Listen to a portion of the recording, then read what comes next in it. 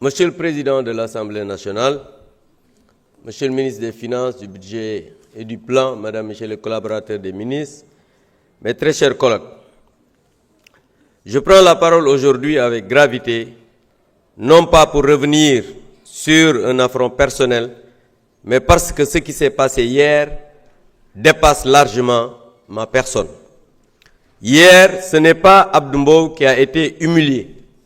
Hier, c'est l'Assemblée nationale qui a été humiliée. Hier, c'est le règlement intérieur de l'Assemblée nationale qui a été piétiné. À vous, M. Ousmane Sonko, dont je conteste la légitimité politique et morale de présider cette institution dans les conditions qui ont conduit sa désignation par votre majorité mécanique, je veux dire une chose. La présidence de l'Assemblée nationale n'est pas un instrument de domination et de règlement de compte.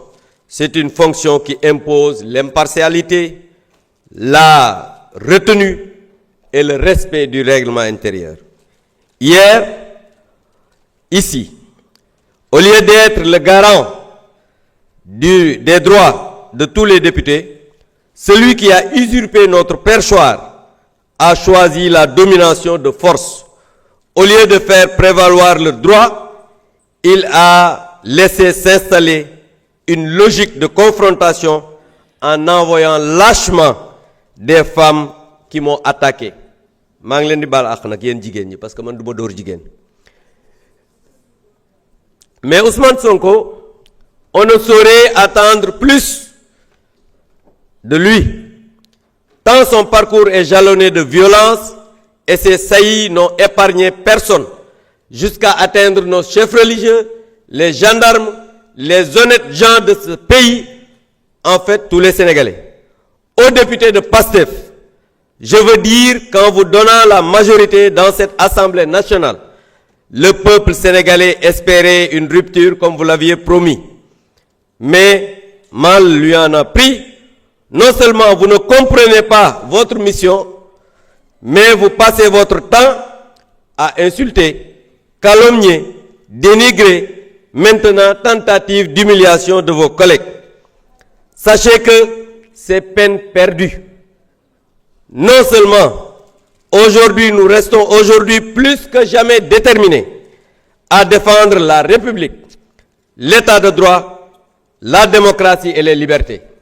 Monsieur le ministre, pour ñëw ci affaire débat d'orientation budgétaire liñ ciy wax rek du bari mooy mbiru dette cachée parce que l'ancien premier ministre limogé moo dugal Sénégal ci guuta ci ay affaire dette cachée ba pare bëgg a ñëw fii nekk daw làqu Assemblée nationale moom du làq kenn parce que munoo yow ñëw nga ne am nga 1,7 milliard de faux politiques ne ko dërëx ba pare bëgg a ñëw fii laqatu day leer muy benn beneen bi mooy yow yaa géré suñuy finances publiques l'ancienne ministre de la femme a détourné les deniers publics jox ko ay voyous et des bandits et des brigands il faut que mu leer beneen bi mooy Sénégal yàlla day àtte bëccëg nar a kam ndax moom mi nga xam ne daw làqu la fii ci assemblée nationale bi dafa ne woon dette cachée la waxoon mu ñëwaat taxaw ci àdduna bi yépp ne moom il n'avait pas les leviers nécessaires pour apprécier mais de qui se moque-t-on Ousmane Sonko kan la yàpp Ousmane Sonko dafa yàpp sénégalais yi ba taxaw naan leen amuloon levier bi alors que c'était le premier ministre dina leer nag parce que suñu xaalis kenn du ko lekk muy demee noonu ñoom ñëpp nag à commencer moom fii du làq kenn tout sera clair je vous remercie. Merci beaucoup. Maïmouna Dieng, vous avez la parole. Ansoumana Sarr se prépare.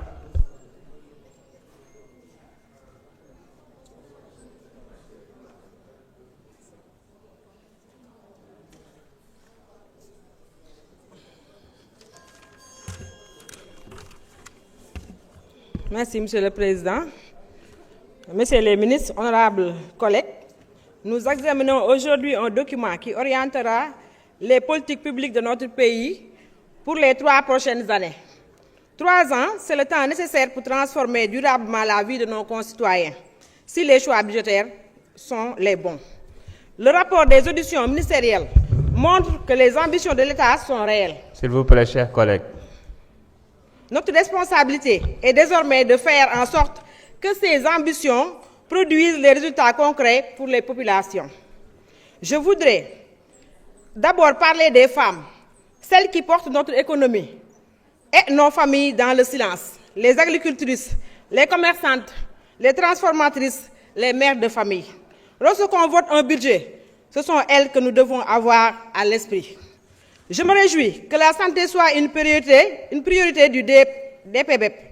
Mais une bonne politique de santé ne se mesure pas seulement au nombre d'infrastructures construites.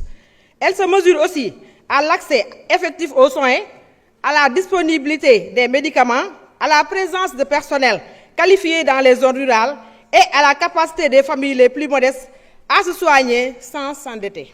Je voudrais également attirer l'attention sur les personnes les plus vulnérables, les personnes vivant avec un handicap, les personnes âgées, les veuves, les enfants en situation de précarité. La consolidation budgétaire est nécessaire, mais elle ne doit jamais se faire au détriment de la protection sociale. Les dépenses sociales ne sont pas une charge, elles traduisent nos valeurs de solidarité. En tant que parlementaire attaché au monde rural, je souhaite insister sur la place des femmes rurales. Elles produisent, transforment et nourrissent le pays, mais elles rencontrent encore de nombreuses difficultés d'accès au foncier, au financement, aux équipements et aux marchés. Si nous voulons atteindre notre souveraineté alimentaire, nous devons leur donner davantage de moyens et de confiance. Le rapport souligne également l'importance de territorialiser les investissements. J'ajouterai qu'il faut aussi territorialiser la justice sociale afin que chaque région bénéficie d'un meilleur accès aux soins, à la protection sociale et aux opportunités économiques. Enfin, notre pays entre dans une nouvelle ère avec les revenus du pétrole et du gaz. Ces ressources doivent prioritairement financer des investissements utiles aux populations, des centres de santé, des maternités, des forages, des infrastructures rurales et des programmes d'autonomisation des femmes et des jeunes. Monsieur le Président, dans 3 ans, nos concitoyens ne nous demanderont pas combien de documents nous avons adoptés. Ils nous demanderont simplement si leur vie s'est améliorée. À cette question, nous devons pouvoir répondre par des résultats, des services de santé plus accessibles, des femmes mieux accompagnées, des personnes vulnérables mieux protégées et un monde rural plus prospère. C'est à cette condition que ce programme budgétaire prendra tout son sens. Monsieur le Président, je sais que je ma gaawtu tuuti rek di wax ne rek wax dëgg yàlla ku fi def 12 ans gisuñ sa résultat ñi fi def 2 ans war nga leen mu ñëw tuuti ñu doogay indi seen bilan li ñu daal yëpp nag ñi fi nekkoon ñoo ñu ko yóbbee. Monsieur le Président, may wax rek ne baykat yi sonn nañ. Monsieur le ministre, autant pour moi baykat yi sonn nañ ndaxte nag gis nañ ne gerte gi daaw doxe ne 150 kilos 200 kilos autant pour moi mais dafa mel ne ren 150 kilos rek lañ jot waroon nañu dolli gerte bi bu baax a baax matériel agricole war nañ bëgg nañ tamit dans le département de Kaffrine ñu ñëw ci culture